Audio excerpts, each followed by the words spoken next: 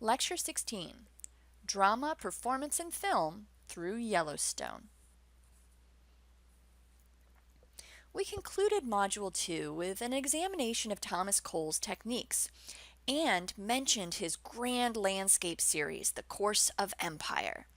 This series is an excellent example of the politically inflected romantic aesthetic. Cole's works, and the works of the Hudson River School painters, employed the principles of Romanticism to simultaneously participate in the construction of an American cultural narrative which thrilled cultural nationalists, but they also questioned the tensions upon which this cultural narrative was founded, specifically the nature-culture dichotomy. Cole's later works, like the Course of Empire series, directly tackled the dilemma facing the new nation. We discussed this dilemma faced by cultural nationalists who were seeking to anchor American identity in wild nature. Wild nature made America exceptional, morally and spiritually, according to cultural nationalists. Yet, wild nature also served as the raw materials for industry and market capitalism. The economic and social development of the United States seemed predicated on the taming and exploitation of this wild nature. The works created by American landscape painters, romantic and transcendentalist poets, and essayists like Emerson, Thoreau, and Muir, they all directly engaged and shaped these broader social and political conversations. Indeed, these artworks were critical in establishing a precedent for the preservation of natural spaces like the Yosemite Valley. In this module, we continue our inquiry into the agency of aesthetically significant cultural products. We turn our attention now to performances, both live and mediated. Many of you will be familiar with certain forms of drama and performance as high art. In the humanities disciplines, drama often refers to a narrative medium that is enacted for an audience. You likely think of Shakespeare, Oedipus Rex, or West Side Story, or Les Mis when you think of drama and the theater. Heck, you may even be familiar with opera. Traditionally, drama has been defined by its stage production, actors on a stage in front of a live audience. This artistic medium has its roots in ancient Greece. Much of how we understand and talk about drama today is attributable to Aristotle, who was alive from 384 to 322 BCE. Aristotle theorized the elements of drama: plot, characters, scenes, set design, costumes, dialogue, among other elements. While there are many similarities between the medium of drama and works of literature like novels, including plot, characters, and language, there are some significant differences. One of the key considerations in crafting a drama is the audience's attention span. A novel can be read at leisure over the course of days, weeks, years. But a live performance makes demands on the audience's time and attention. Most plays, and subsequently films, run for approximately 2 hours. That is the outside of the attention of most people. Thus, unlike novels, the events of a drama must unfold rapidly, be quickly comprehensible, require very little backstory, and be consistently interesting. Otherwise, the audience will be tempted to leave. In our modern era, the medium of drama has expanded to include all kinds of performances, including ones that de-emphasize or completely disregard the traditional elements of drama, like dialogue, plot, and characters. While drama historically required the physical and psychological separation of the audience from the stage, what we term today a fourth wall, modern performances use theater in the round, or do away altogether with a stage. Think street performances and performance art. Some performances even incorporate the audience into the action itself. Ultimately, though, what remains consistent in our conceptions of drama and theatrical performance is the subject matter.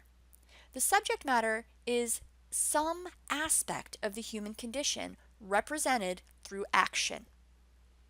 It is achieved through primarily live performance and typically involves some degree of spectacle, which includes set design, costuming, and props.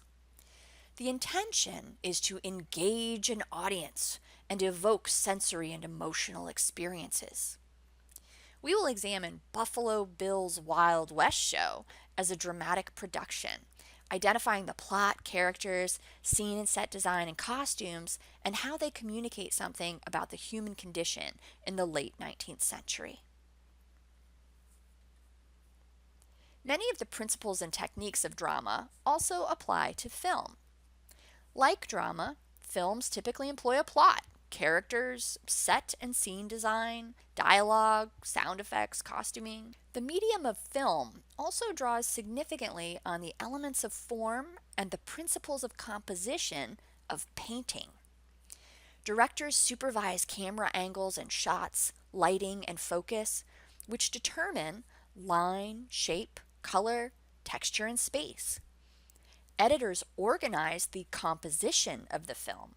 They put the shots in order after filming is complete. Film is an exceptionally complex medium, and with our limited schedule, we won't have time to learn all of its ins and outs. But in addition to plot, set design, characters, and costuming, there are several formal elements of film with which I would like you to be familiar. These elements include film score, shots, scenes, tone, tracking, panning, and long shots. We will discuss these elements in a later lecture where we examine the film Dances with Wolves. Now, if you remember way back in Module 1, because of our cultural studies focus, we extend our definitions of art to encompass all cultural products that are or have been in some way aesthetically significant. A reminder, what's our definition of aesthetics? Well, it's the principles of design employed to evoke appreciation or pleasure. So for a cultural product to be aesthetically significant, that cultural product must somehow demonstrate principles of design employed to evoke appreciation or pleasure. And while I haven't explicitly drawn your attention to the purposeful ambiguity of this definition in previous lectures, likely you have noted that this definition is anti-elitist. It doesn't specify the principles of design or characterize the kinds of appreciation and pleasure in question. So, our definition of aesthetics allows us to consider popular cultural products as aesthetically significant, as art. In this module, rather than examining the cultural products considered to be high art in the 19th century, like opera and classical theater, and remember here, at a certain point in history, Shakespeare was considered vulgar popular trash. So rather than considering these high art forms, we will take a look at the exceedingly popular Buffalo Bill's Wild West show and the contemporary film Dances with Wolves. The social issues we will address in this module include race and ethnicity, colonialism, and, one we haven't touched on before, history and memory. Our case study is America's first official national park, Yellowstone. As you'll learn from the assigned readings in this module, Yellowstone National Park was created on March 1st, 1872, and established the precedent for the federal preservation of certain natural spaces in the United States. Notably, Yellowstone's landscape didn't inspire the same kinds of responses in artists and writers as Yosemite had. While Yosemite's characteristics easily conform to the romantic aesthetic, Yellowstone's attractions bordered on the extreme of the sublime. It was Yellowstone's geographic and imagined proximity to the Wild West that appealed to artists and tourists alike.